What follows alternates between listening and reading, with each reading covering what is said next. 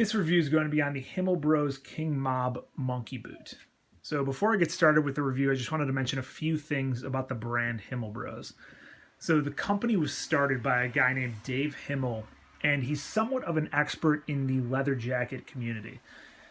It's a really small shop out of Toronto, Canada, and they've been putting out some of the nicest leather jackets I've seen in a long time. They have a wide variety of materials they use. I've seen anything from wool, horsehide to antique blanket, one-off reproductions. I've seen contracted moose hides coming from hunters in northern Canada. I mean, they just use a lot of cool materials and they make some pretty interesting design leather jackets. And sometimes they do, in fact, actually collaborate with footwear companies to make runs of different boots. And I've seen 3 collaborations over the years, 2 of which have been with Viberg, and one, these in particular, were with a factory out of Mexico. So why I ended up buying these actually was simply because of the leather that went into them. So they're made of Shinki Horsebutt, and for those of you that are not familiar with this type of leather or have never seen it before, it has this sort of stripe texture to it, and that's kind of unique among leathers out there. You don't really see that too often. It almost looks like a smooth bull hide sort of a look, and you don't really see it too often because the tannery Shinki does not produce that much of it. Apparently it's really hard to come by, and the demand for it is off the charts. So if you couple that low supply, high demand, you get a product that you really just cannot get your hands on too often. So yeah, I took an interest in the leather in these, ended up picking them up, and I've worn them probably, I don't know, 20 times so far. They're not even broken in yet. It's been actually a brutal break-in process because the leather it's extremely durable. I mean, it's very thick.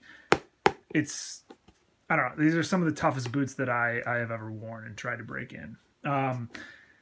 With regard to construction on them, I mean, they're made in Mexico, so I was looking for flaws in the finishing on them, but I really don't see any. They did a very nice job. I mean, you have some great shoemakers out of no-name factories in Mexico that can make an awesome product if you spec it with the right materials. And I mean, they did a great job on these. They look great. The soles on them are built-right soles.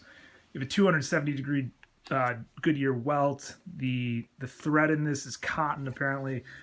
Brass nails throughout the sole. Speed hooks.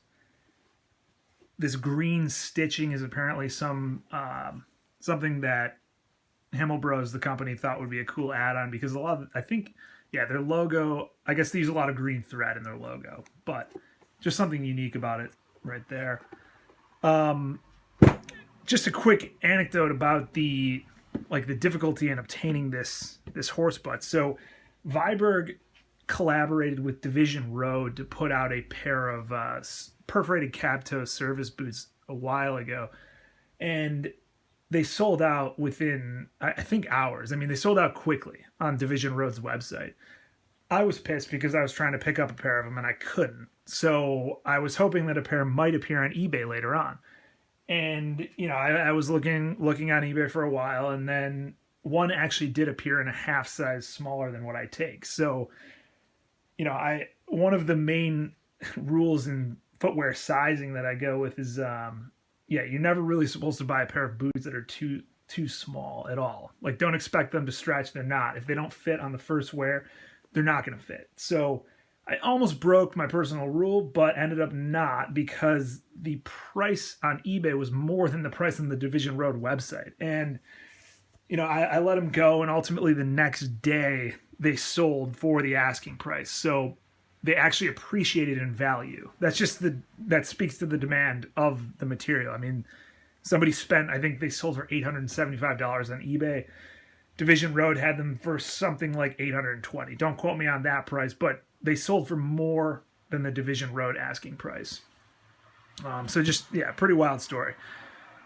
As far as sizing on these go, I recommend sizing actually up a half size. So I am a 10.5 on the Brannick, and these are 11s. So I don't know if they'll be doing a run, at any time in the future. If they go by the same sizing specifications, I would advise sizing a half size up on these. That's really about it. I mean, I'm just going to show you close up on this one more time, just showcasing the leather a little bit. If you have any questions about this or, recommendations as to other products you'd like to see in these reviews, feel free to throw them in the comments.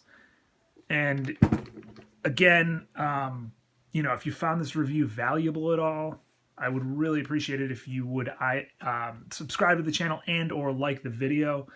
I'd be very thankful if you did. So that's about it. Thanks, guys. Take care.